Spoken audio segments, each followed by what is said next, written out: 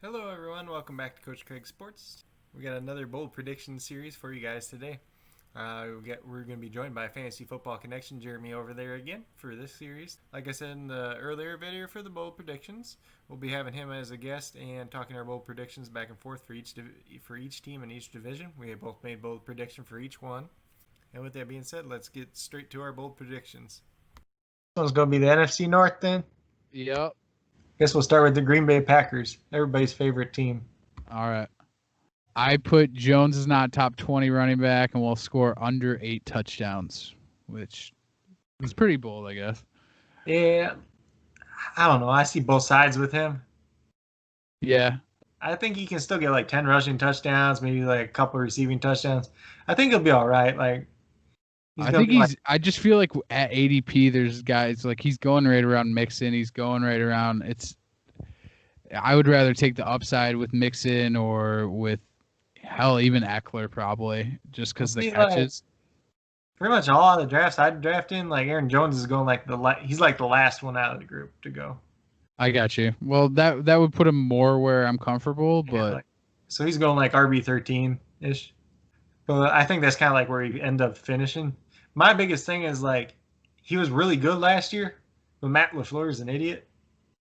Yeah, but he was also really good because he had like 16 rushing touchdowns and he's a really good running back.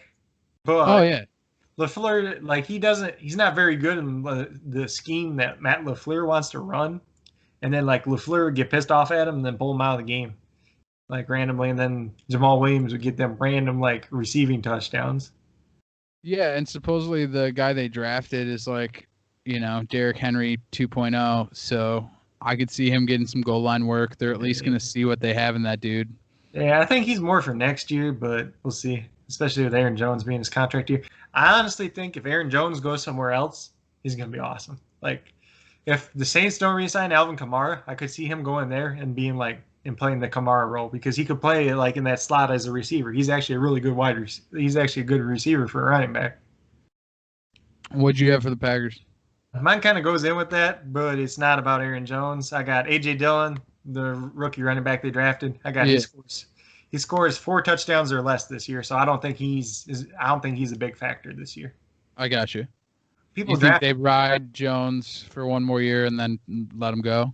Yeah, because he's a free agent at the end of the year. Jamal Williams is a free agent at the end of the year too.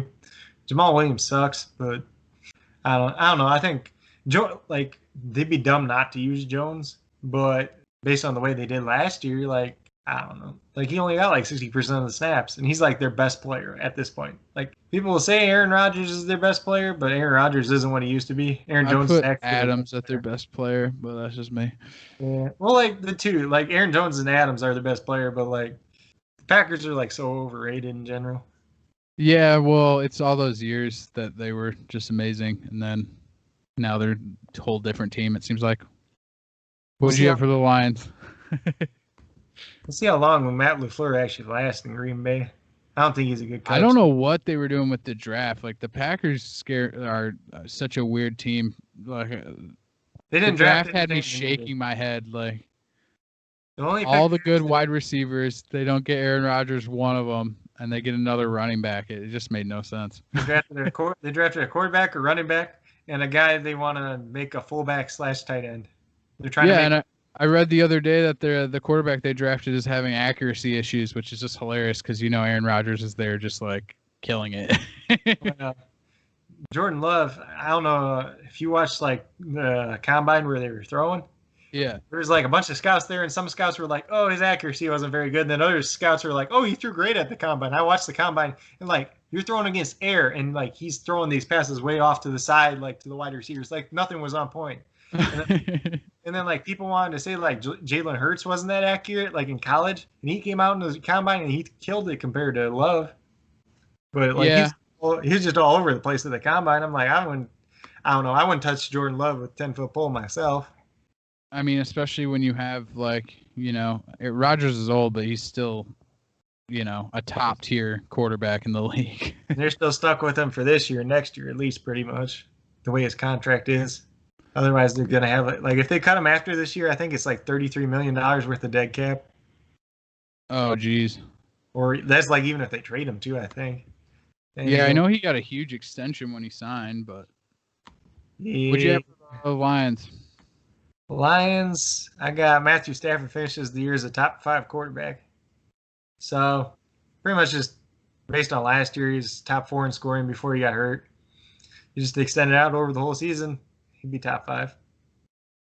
Yeah, I can see it. He's one of those guys that's thrown over 5,000, and he definitely like has the skills to be there. The only thing that seems kind of odd now with quarterbacks though is the more the rushing quarterback comes into play, I feel like it pushes down the like standard Mm-hmm. guys. But we'll see what Kyler does and Dak does and I wish I could look right now and see where Jameis finished last year. Winston. I think he was pretty high because Yeah, because he's like, I feel like he was top 6. So like, you just take his stats and get rid of some of the interceptions, and Stafford could do that pretty easy. yeah, that's true. Be better. I had Galladay out of the top 16 in PPR formats, or I like Galladay, but he just doesn't have enough of the target share for me to take him where he's going. They're my home team, but I don't know. I would rather take Marvin Jones way late and still have the upside there. In the games that Stafford played with the two of them, Marvin Jones actually had like one more target per game than Galladay. But Yeah, but Galladay's targets, like he got 7 targets and he got 76 yards. Jones, he got 8 targets and got 50 yards. yeah, he definitely like is a deeper. He's targeted deeper and he scores touchdowns. Like I like the player, I just don't see the value where he's going. He's going like tier. I don't. It depends on how much you break up your receivers in tiers, but for me, he's like in the group of tier 3 guys, and I just like I would take Robinson over him. I would take, which is the guy I'm going to talk about next. But I think like, I don't know, with the Lions wide receivers, I don't know. It's like even game to game, it's so hard to predict who's going to do what. Yeah, that's Jones will have like a 3 TD game, and you'll be slapping yourself for not starting him. But then the next week he won't do much. And then like last year, the first week Hawkinson had a big game, and then like one of them games, Danny Amendola caught like 10 passes. Yeah, and then everyone picked him up. Thought he And was then going to like, be like a next week he PPR. then next week he has 2 catches. Yep. Then let's see. So we did the Lions, already did the Packers. I guess we'll go with Chicago Bears next. I put Allen Robinson top 8 wide receiver. I know you're not all about the Robinson show, but just how horrible that team was last Is that year. really bold though? I mean, what's his ECR? I guess it's that bold. No, because what did he finish last year? He finished like wide receiver 10. I thought it was like well above ADP, but I'll check. I think he's like 13 now, but I think last year he finished number 10. So like to me, 8's not that bold really.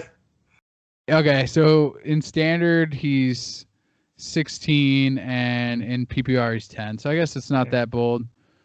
But comparative, I feel like he's just a value at that range over guys like Galladay and some others. I just don't know how I don't know how he finishes any higher than last year. Really, I don't see him getting any more targets. So he's got to get like more touchdowns to be finish higher than he did last year. Yeah, he was targeted quite a bit, but even if he repeats, it'll still be pretty solid. I just don't know how he gets the 8. That's my thing, I guess. Unless like everybody else just kind of sucks. That's true. Mm-hmm. What did you have? I got Anthony Miller, the other Bears wide receiver, finishes as a top 30 wide receiver. So if you look in the games last year, he started 7 games, or he played in 7 games last year where Taylor Gabriel didn't play. Yeah. And Gabriel's gone now, obviously. Anthony Miller, of those games, he had 29 catches. I can't remember how many yards, and he only had like 2 touchdowns in those games. But he would have been wide receiver 28 over those games, so that would put him in this kind of top 30 now. And I think if Foles starts, Miller's actually really good out of the slot, and Foles loves throwing to the slot guy. So I think he's going to get enough targets to be valuable this year. And then I can see it. It's 3rd-year breakout too, and he's always been like a touchdown guy. Like I know last year he didn't have a ton, but I think his rookie year he had like 8 or something like that. Yeah, something like that. And then when he played at Memphis, he scored a bunch of touchdowns there too. He's not like a guy you think of as like a big touchdown guy because I can't remember exactly how big he is. I think he's like 6'2", like 215 or so. So like he's not a big like red zone guy, but neither is Yeah, anybody else they have. he's a ball hawk though.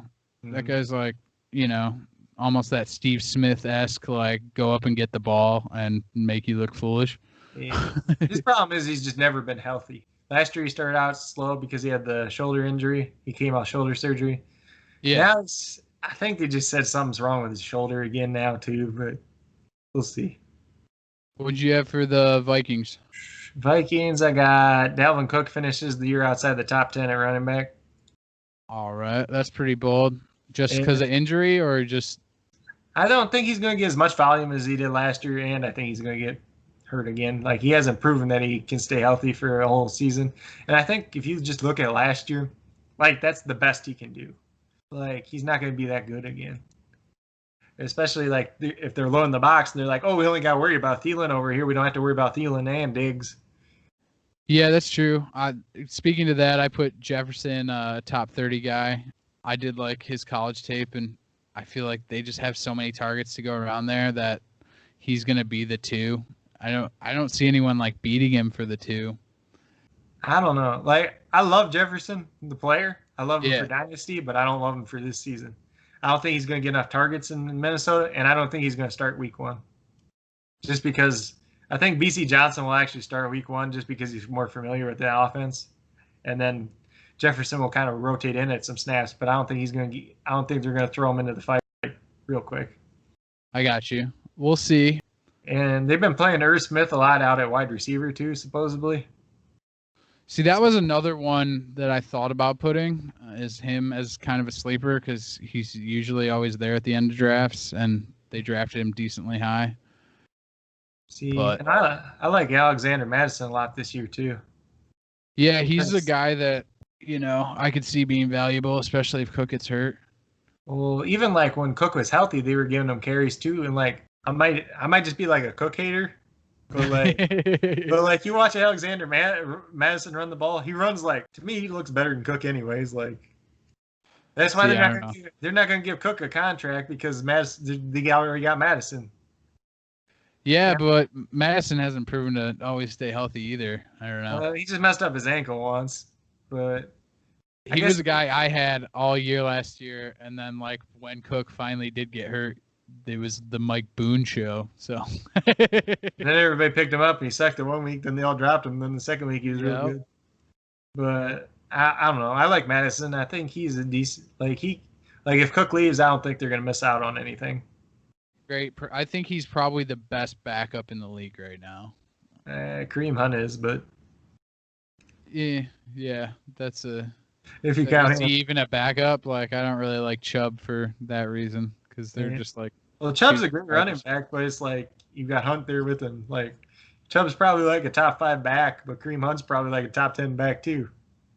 Well, yeah, and they just eat into each other. Mm-hmm. Yeah, so I don't know about that one, but I just like Madison. All right, guys, that was our bold predictions for the NFC North. Hope you guys all enjoyed them. Let us know in the comments down below what you thought of our bold predictions. If you have any bold predictions of your own for the teams in the NFC North, leave them there as well. We went back and forth recording these. The AFC teams are going to be up on Jeremy's channel. I'll leave a link to his channel down in the description below. The NFC ones are going to be up on my channel.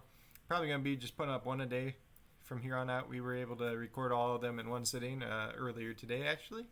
If you guys liked and enjoyed this video, give it a thumbs up. If you haven't already done so, please consider subscribing to our channel. It helps build the community that we're trying to build here at Coach Craig Sports and going into this fantasy football season for 2020. If you are a new or current subscriber who hasn't already hit the notification bell, it's down there, right down there below. Please do so. It'll let you know every single time that I post up a video. And with that being said, I hope you guys consider doing the same on it for Jeremy's channel as well, subscribing to him, hitting the notification bell, leaving comments on his channel so he can get some feedback as well. He is a real good guy. He's just trying to start out just like I've been doing. He's going to have the AFC bold predictions up on his channel, so make sure you guys check it out over there as well. But with that being said, that's pretty much all we got for today. If you guys need to get a hold of me at all, you can leave a comment down below. Reach out to me at CoachCraigSports@gmail.com. Check out the Coach Craig Sports page on Facebook. You can get a hold of me on Twitter as well, at Coach Craig Sport. Also, be sure to check out the Fantasy Football discussion page on Facebook. I got a link to that down below. I'll have a link down to all these below, including Jeremy's channel as well, Fantasy Football Connection. Be sure you check out his channel. Like I said, he's going to have the AFC bold predictions over there, and I'll be posting the NFC ones up here in the coming days on my channel. I hope you all enjoyed this video for the NFC North bold predictions, and have a great rest of your day.